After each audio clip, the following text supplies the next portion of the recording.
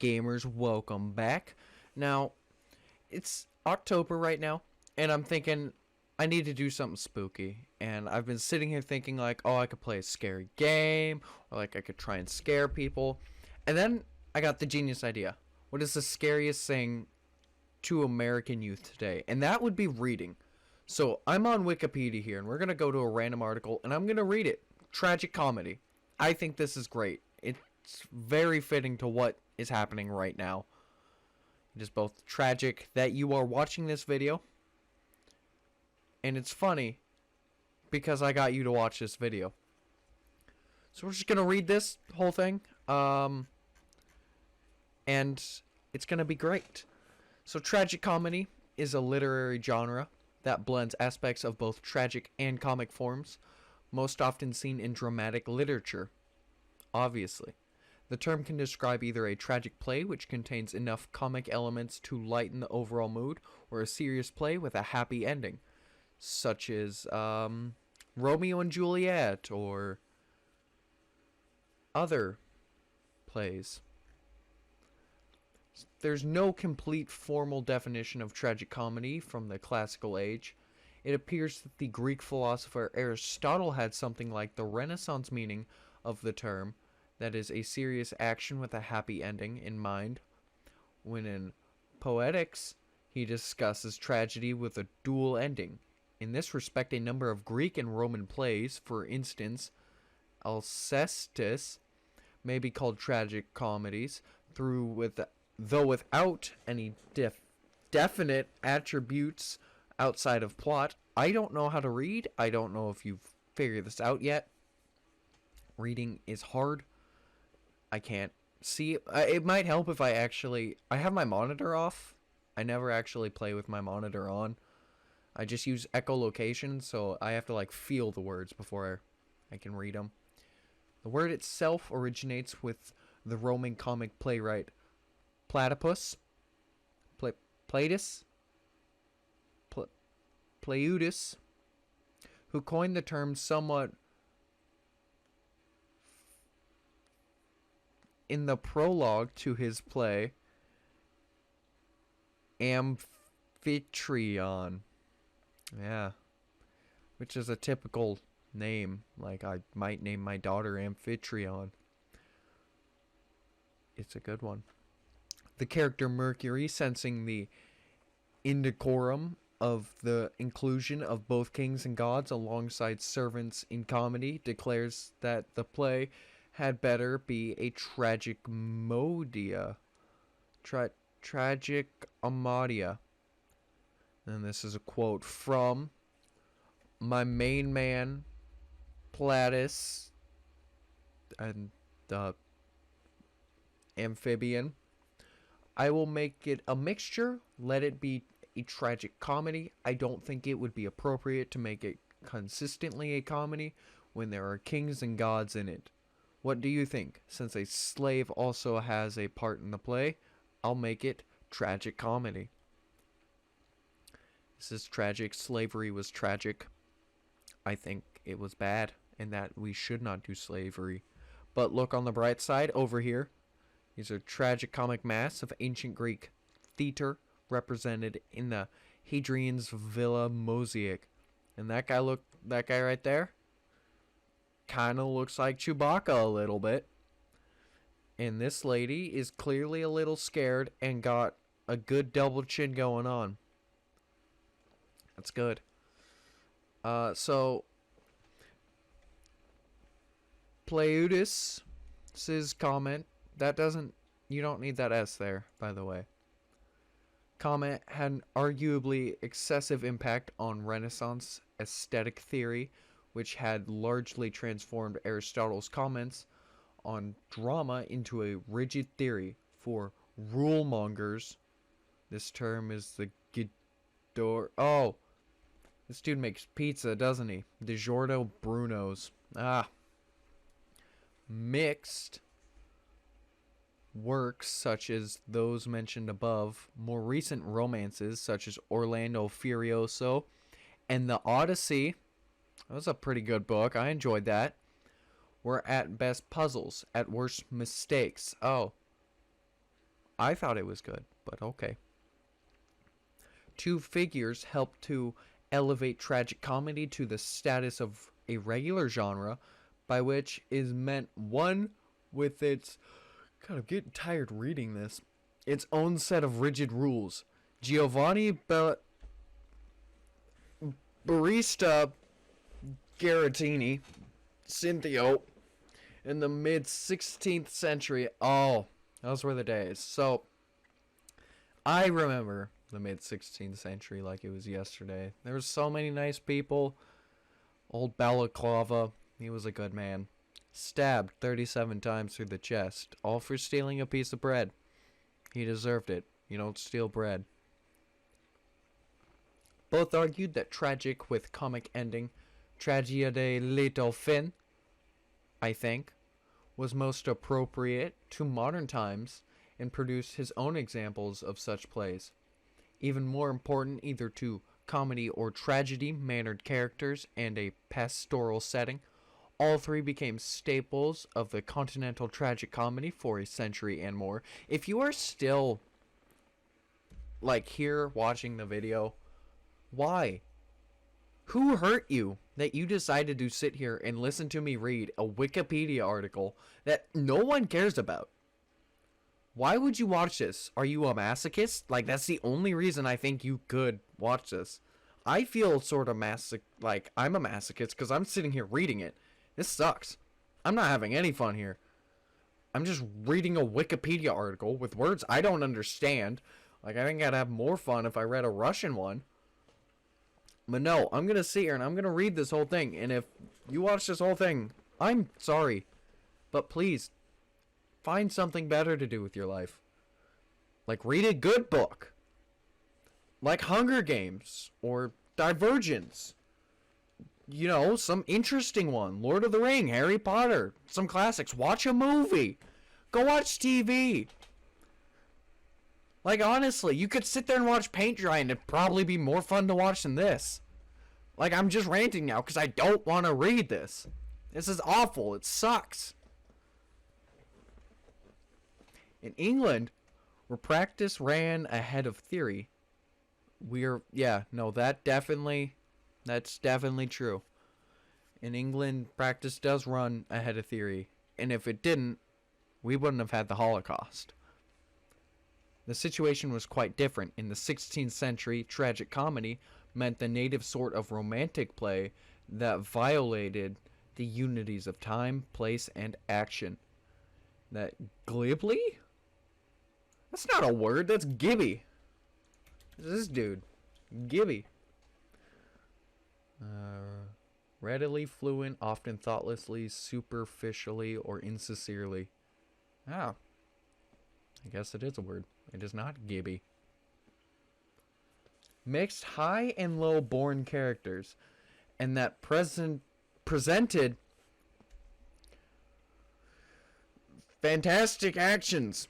These were the features. Philip Sidney, you have the easiest name to read, and I thank you for that, dead man who does boring poetry and theater, deplored in his complaint against the mongrel tragicomedy of the 1580s. Oh, you know, my grandma was around for the 1580s. We were talking about it earlier. Said she nearly bought a house in the 80s. And it had to have been the 1580s because it's my grandma. She's old. I was alive in the mid 16th century. She's definitely alive in the 1580s. Like, it just makes sense. My mom wasn't born until 2003. But that's a different story for another day. And of which Shakespeare's Platypus offers famous testimony. The best actors in the world, either for tragedy, comedy, history, pastoral, comical, historical pastoral, tragical historical, pastures, tragic comical historical pastoral, and other made-up things such as scene individual or poem unlimited, which is just a poem that they read until they die. It was a very hardcore poem group.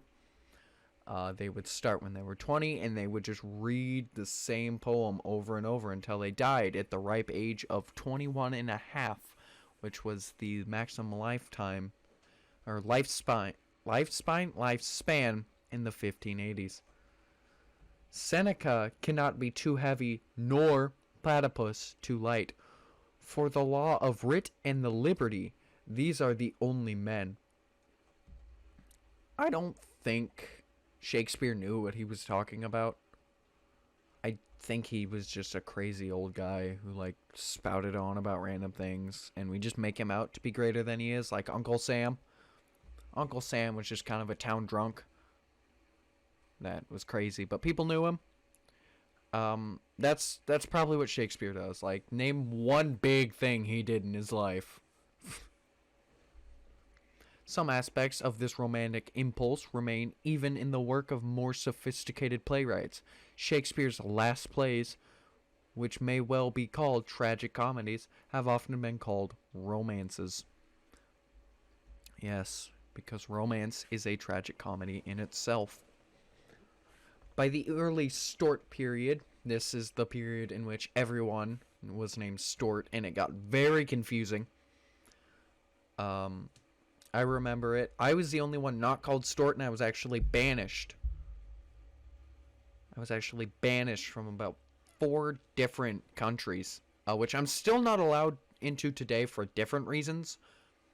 But we'll touch on that on a different video. Some English playwrights had absorbed the lessons of Garatini controversy. John Fletcher's The Faithful Shepherdess, an adaptation of Garatini's play, was produced in 1608. In the printed edition, Fletcher offered an interesting definition on the term worth quoting at length. A tragic comedy is not so called in respect of mirth and killing, but in respect it wants deaths, just like me, which is enough to make it no tragedy, yet brings some nearer it. What? Like, what? What is neary?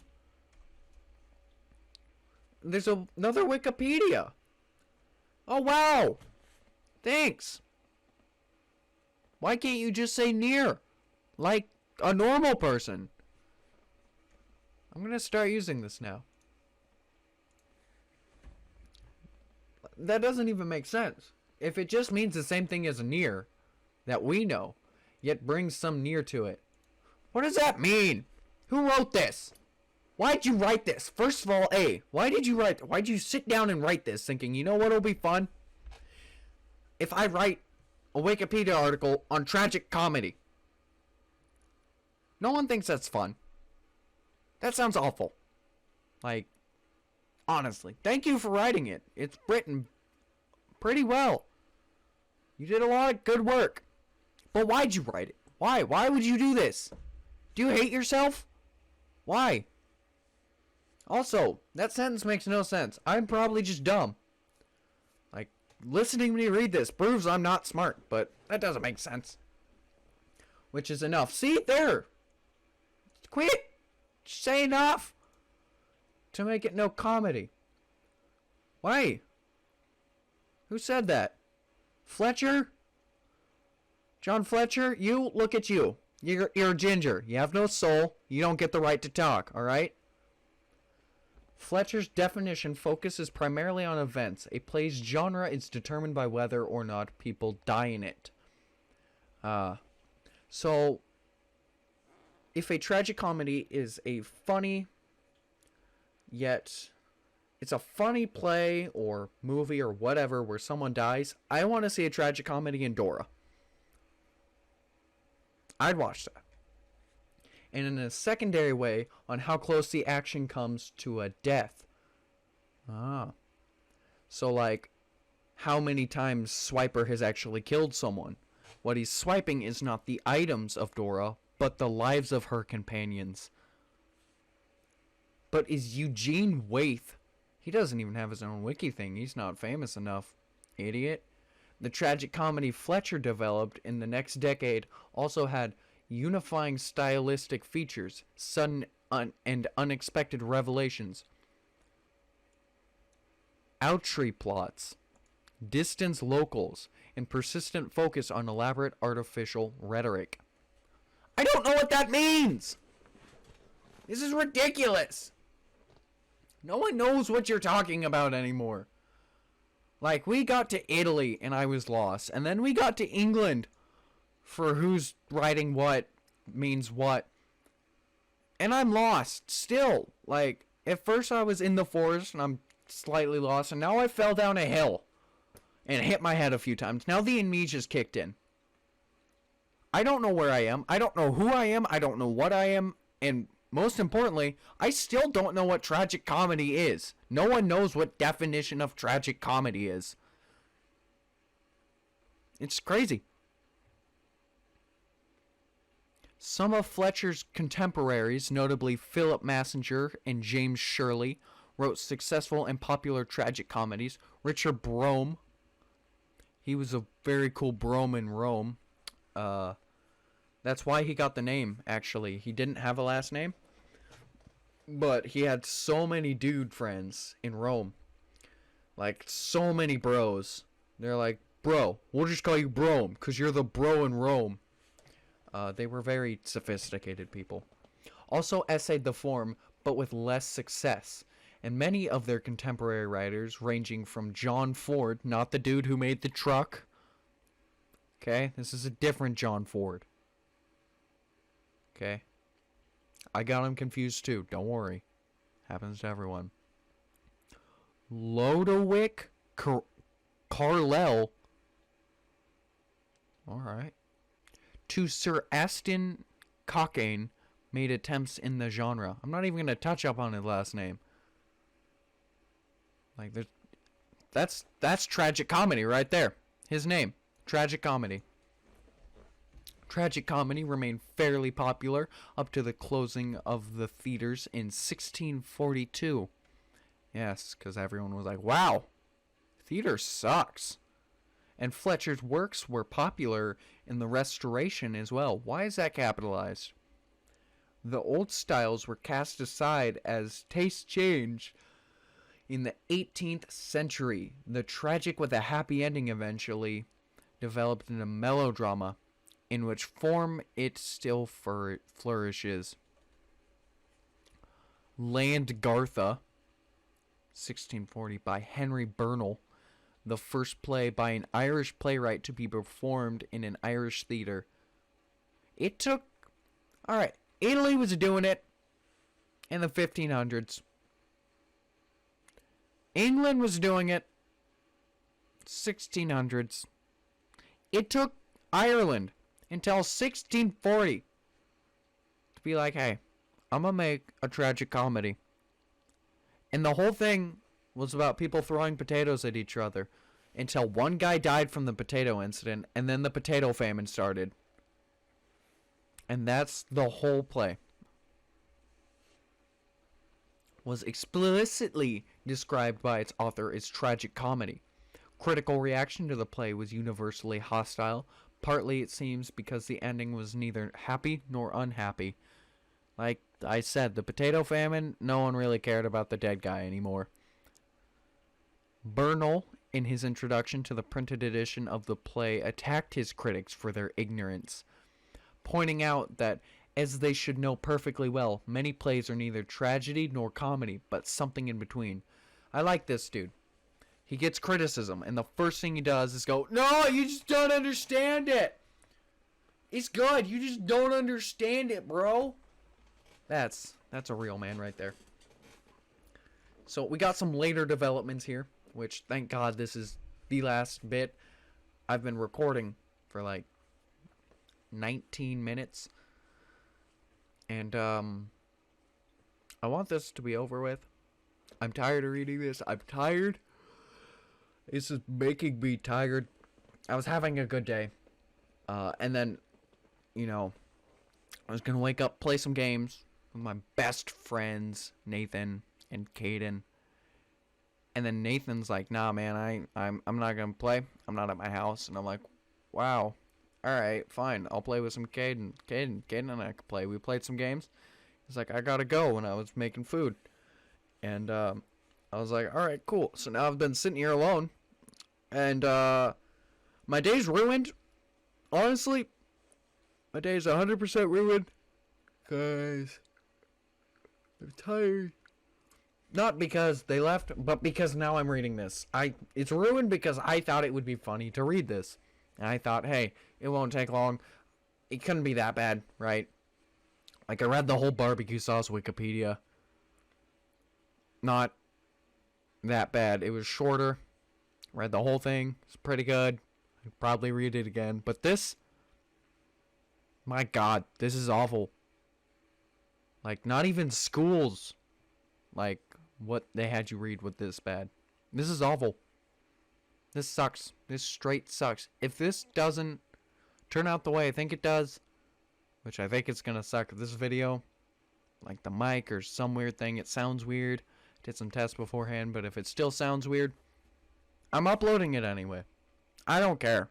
I'm not spending 21 minutes at least recording a video just for it to end up with nothing. Nothing but sadness and hatred for myself. The more subtle criticism that developed after the Renaissance stressed the thematic and formal aspects of tragic comedy rather than plot. Gotthold Ephraim Lessing? That is a name and a half, you German beautiful man. Look at you. Defined it as a mixture of emotions in which seriousness stimulates laughter and pain pleasure. What is pain pleasure? Masochism. What you're doing right now for still being here after I went on that rant about how boring this is and telling you to do something better. You're a masochist. You are officially a masochist. The more, even more commonly, tragic comedy's affinity with satire and dark comedy have suggested a tragic comic impulse in modern theater with Luigi Piranaplant, who influenced Beckett. Also, it can be seen in absurdist drama in Frederick Dürrenmatt. This dude, oh, he was old enough to be pictured. He got a photograph. Oh, he was Swiss. Made of cheese. The Swiss dramatist, thank you. Suggested that tragic comedy was the inevitable genre for the 20th century. He describes his play The Visit, which he made in 1956, as a tragic comedy. Tragic comedy is a genre in post-World War II British theater which authors as varied as Samuel Beckett, Tom Stoppard, John Arden, Alan Eichberg, and Harold Pinter writing in this genre. What? So wait. I read this whole thing just for you to say that tragic comedy is a genre in post-World War II British theater. No, I beg to differ, because there's in England. Like, this was in England before 1640. We know that this was in 1590. England in the 1580s. I'm not good with my history, but I am 145% sure that World War II didn't happen around the 1500s, around 1580. World War II did not happen then. Otherwise, I don't think we would still be learning about it in school. There's no point to learn about the 1580s. I don't believe in them anyways. I don't think they happened. Many writers of the meta-modernist and postmodernist movements had made use of tragic comedy and or gallows humor. What? Dark comedy. Okay. A notable example of meta-modernist tragic comedy is David Foster Wallace's 1996 magnum opus, Infinite Jest. Wow. So it's a magnum opus. It's just a masterpiece. This dude's saying that Infinite Jest is a magnum opus. Well, I read the entire tragic comedy, Wikipedia. Took me about 25 minutes to get from here here, down to here. Where, right there. And, was it worth it? Do I think it was worth it? Well, no. Obviously, I don't. I really don't. This sucked. This wasn't fun. And I know for a fact that there's no one other than me who will watch this whole thing through its entirety. And I have to watch it so I can edit it. That's the only reason. I'm going to sit here and I'm going to complain the whole time I edit this. I know it. I know I'm not going to have fun doing it. There's no such thing as funny anymore. Only pain when it comes to recording Wikipedia. This was a lot scarier than I thought it was going to be. I would say this is a tragic comedy, but no one died in it. And that's the only thing I've taken from this, is that someone has to die for it to be a tragic comedy. So give me a few, and it will be a tragic comedy.